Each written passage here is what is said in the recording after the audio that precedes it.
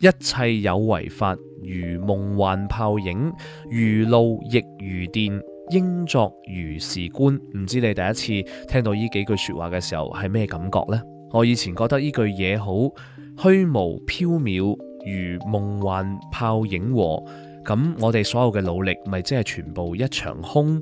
但後嚟我發現，如果我哋對呢句說話只停留喺表面，唔去了解多啲裏面嘅含義，可能未必可以真正了解佢想表達嘅意思。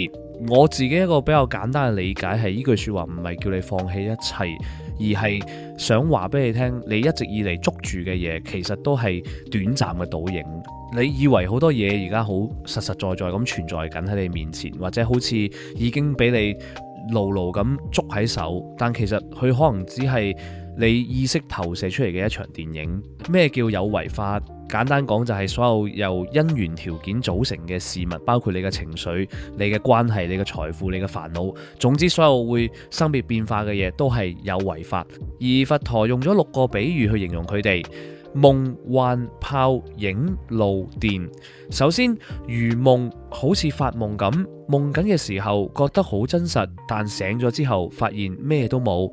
如幻，好似魔術師變出嚟嘅嘢，睇落好似真，但其實只係掩眼法。如泡，好似水面嘅水泡咁，好脆弱，隨時爆破。如影，好似影咁，會因為你而存在，但你自己捉唔到，摸不到。如露，朝早嘅露水，太陽一出就蒸發晒。如電，即係閃電，快到你捉唔住。咁其實佢想講咩呢？就係話世間所有嘢都係短暫無常，冇一個永恆不變嘅本質。你以為實有嘅嘢，其實都係因緣條件短暫組合出嚟嘅現象。所以佢話應作如是觀，你應該用呢種角度或者觀點去看世界。但佢唔係叫你覺得做咩都冇意義，而係叫你唔好執着，因為你一執着，可能就會痛苦。國學大師南懷瑾先生，佢對呢4句佛偈都有佢自己嘅睇法。南懷瑾先生除咗精通儒釋道3家學問，自己仲有好多著作，對《論語》、孟子、老子、金剛經都有研究，十分之有影響力。而且佢嘅學問唔係只得個講字，佢係一個實修實證嘅修行人。佢年輕嗰陣曾經喺四川峨眉山大平寺閉關3年，深入鑽研佛典。所以有時佢講佛經嘅時候唔係得理論，而係結合咗自己嘅修證體會，會講得好貼地、好生活化，可以令人一聽就明。佢曾經喺一番話入面用咗個幾有趣嘅角度去解讀呢4句佛偈。佢話呢4句佛偈其實係《金剛經》嘅總結，但偏偏有好多人誤解，以為只係叫人消極，乜都唔使做。但係南懷瑾先生話，真實意思絕對唔係只係咁，當中其實係講緊體上用嘅道理。佢用咗一個好貼地嘅比喻，水就係體，茶係外相。無論係茶定係酒定係雪糕，佢哋嘅本質都係水。呢個就係法身宇宙萬有嘅本體，係清淨無實相，不生不滅嘅。報身就係現象，即係你而家呢個身體係過去多世善惡業力嘅果報，化身就係作用。一滴水可以變成唔同嘅形態，或者係你去用而家呢個身體做出唔同嘅事。南懷瑾先生特別強調，我哋成日犯嘅錯誤就係將現象當做本體，將短暫嘅嘢當做永恆，於是就執着痛苦。佢話所謂不可以身相見如來，就係唔好將現象當作本體。佢仲話真正悟道嘅人會明白道在平常日用間，最高明嘅嘢其實就係最平凡嘅嘢。佢舉咗個例子，蘋果好平凡，年年落地，但 Newton 就喺呢個平凡嘅現象入面發現咗地心吸力。水蒸氣好平凡，但瓦特就發明咗蒸汽機。佢話一切嘅事物同一理由喺最平凡之中都有不平凡，所以如果我哋學佛學道，其實唔需要追求咩神奇嘅境界，千祈要拋低嗰啲不平凡嘅觀念，能夠保持平常心，心想到達一個人生最平凡嘅地方，你就可以學佛，你亦都慢慢開始知道佛嘅意思。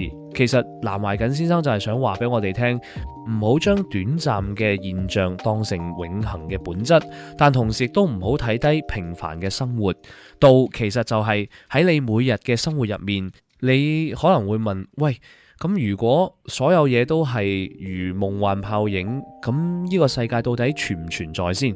好，如果我話俾你聽，呢個世界並唔存在，所有嘢都係你自己諗出嚟，聽落係咪好誇張呢？但其實除咗佛學，好多哲學同靈性傳統都有類似講法。簡單講，我哋所謂嘅世界唔係一個客觀存在嘅嘢，而係我哋透過感官、概念、情緒去詮釋出嚟嘅。舉個例，同一杯水，你覺得係解渴嘅嘢飲，但喺一條魚眼中，佢可能已經係成個世界；喺一個科學家眼中，佢只係分子結構。杯水本身冇意義，意義其實係你用緊你嘅意識賦予俾佢嘅。再講深一層，你點知你見到嘅紅色係紅色？你點知你聽到嘅聲音係好聽？全部都係你意識入面嘅標籤同反應。所以所謂世界其實係你嘅意識投射出嚟嘅電影，你嘅信念、你嘅情緒、你嘅過去經歷，就好似一部投影機將影像投射喺熒幕上面。你以為個熒幕係現實，但其實只係你內心嘅投射。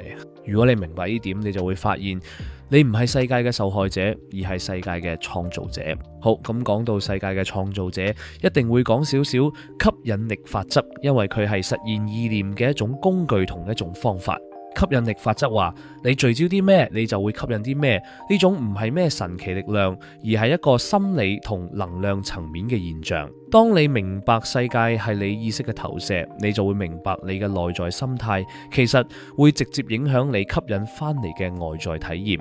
又舉個例，如果你成日覺得自己唔好彩，你嘅意識就會不停營造唔好彩嘅想法，然後投射出一個相當唔好彩嘅世界。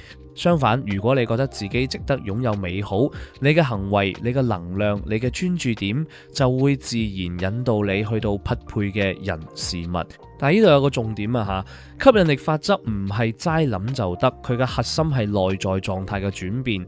你唔係求緊宇宙俾嘢你，而係你成為嗰種狀態，然後世界先會反映翻俾你睇。所以如果你用金剛經嘅智慧去睇吸引力法則，其實就係你投射咩意識，你就創造咗個咩嘅世界。講到呢度，我想同大家分享一個小故事，亦都係一個關於金剛比丘尼同魔王波旬嘅小典故。離身咗先，呢個故事係包含咗我個人嘅過度解讀同修飾嘅，加上一啲我上網睇到嘅分析，所以未必係100%原汁原味同準確。因為就算同一個白雪公主嘅故事，100個父母講俾100個小朋友聽，都有100種說法、100種體悟啦。所以先還望大家體諒啊吓。故事係咁嘅。有一日，比丘尼喺舍衛國托缽求食之後，坐喺一棵樹下面禪修，佢專心入定，心境清靜。魔王波旬突然間出現，想設法擾亂比丘尼禪定。佢覺得最好嘅方法就係令比丘尼心生恐懼驚慌，從而退出定境。於是波旬現身，向比丘尼問咗幾個問題：眾生係邊個製造？眾生嘅創造者喺邊度啊？眾生喺邊度緣起？又會喺邊度緣滅呢？波旬呢啲問題其實係一個陷阱，佢想引比丘尼跌入眾生係真實存在嘅執着之中。如果比丘尼覺得呢個世界上有一個我喺度被問，有一個眾生存在，恐懼同執罪就會應運而生。比丘尼一聽只係魔王，就好平靜咁答翻佢：你點解要自己諗個眾生出嚟呢？阿魔王，呢個只係你嘅錯見，呢度根本就冇一個獨立存在嘅眾生，只係得五蘊，即係色受想行識，呢5樣嘢都只係暫時擺埋一齊，就好似將各個零件組合埋一齊咁，我哋先會叫做車。同樣道理，當五蘊擺埋一齊嘅時候，我哋先會叫佢做眾生。但係你揾勻晒，係點都揾唔到一個不變嘅眾生。成件事入面，只有痛苦本身嘅出現、停留同消失。即使痛苦出現過，除此之外就再冇其他。即使痛苦消失咗，除此之外亦再冇其他。亦即係話根本冇眾生或者人喺度受苦，只有苦本身喺度生滅。波旬聽完知道比丘尼超然度外，不單止冇跌入自己嘅圈套，仲解釋咗五蘊就係五蘊合埋一齊先會叫眾生。但所謂嘅眾生亦都只係好短暫，而且苦亦只係苦。你唔理佢嘅話，佢自己會生亦會滅。之後波旬覺得自己奸計唔得逞，就好沮喪悲傷咁消失咗。我自己覺得呢個故事嘅核心智慧係對應住一切有為法，如夢幻泡影，如露亦如電，應作如是觀。故事入面，比丘尼話呢度只有單純嘅五蘊色受想行識，就係典型嘅有為法，因為佢哋係由因緣條件組合出嚟，會生會滅會變化，冇一個永恆不變嘅本質。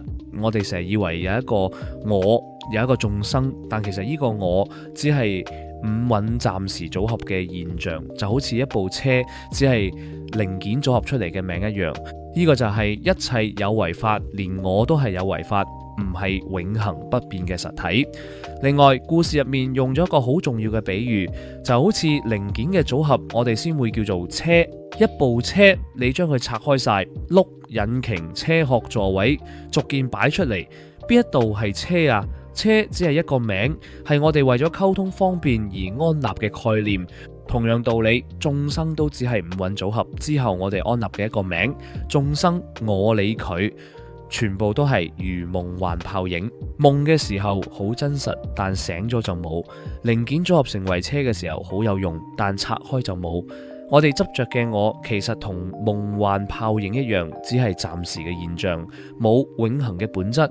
故事最後講，即使痛苦出現過，除此之外，亦再冇其他。痛苦消失咗，除此之外，亦再冇其他。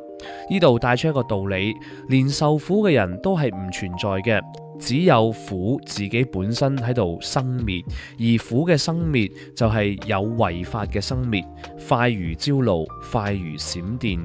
我哋痛苦嘅時候，成日覺得自己好慘啊，我受苦啊。但比丘尼話俾你知，根本就冇一個我喺度受苦，只有苦本身出現又消失。苦好似露水咁，太陽一出就蒸發；苦好似閃電咁，一閃就過。你唔需要執着嗰個苦係咪我嘅，因為連我都根本唔存在。魔王波旬問：眾生係邊個製造？眾生嘅創造者喺邊度啊？呢個問題本身就係一個陷阱，佢預設咗有一個眾生存在。但比丘尼冇跌入去，比丘尼用另一個角度去睇，我哋唔使去揾眾生喺邊度，而係看作為只有五蘊，沒有眾生。呢個就係應作如是觀，應該 keep 住用正確嘅角度去睇事物。我哋成日好似魔王咁問錯問題，我哋可能會問：點解我咁唔好彩？點解佢唔愛我？點解我努力咗都冇回報？呢啲問題本身就預設咗有一個我，有一個佢，有一個公平或者唔公平嘅世界。但係比丘尼教我哋唔好問呢啲問題，要嘗試問自己：我係咪執着咗係一個根本不存在嘅我呢？我係咪執着緊係一樣本身可能唔存在嘅嘢呢？話雖說回頭，唔執着唔等於叫你唔認真啊吓！你可以好認真去做一件事，但同時放開對結果嘅執着。你可以好投入去愛一個人，但唔好覺得佢一定要永遠屬於你。你可以去追求夢想，但唔好覺得只有呢條路先係成功。而活在當下就係喺呢個如夢幻泡影嘅世界入面，叫你完全投入去每一個片刻，因為只有當下你先可以真正感受到生命。過去已經過去，未來尚未來，你只擁有當下呢一刻。所以當你明白世界係你意識嘅投射，你就會更小心自己投放緊咩意識出去。當你明白吸引力法則背後嘅運作係內在狀態嘅轉變，你就會專注於成為一個平靜、感恩、開放嘅人。當你明白如夢幻泡影，你就唔會再為一時得失而跌入深淵。今次嘅故事就分享到呢度，我係阿金，多謝你進入呢個故事。如果你喺故事入面找到一點共鳴，歡迎訂閱、留言、分享、讚好。我哋下一個故事再見。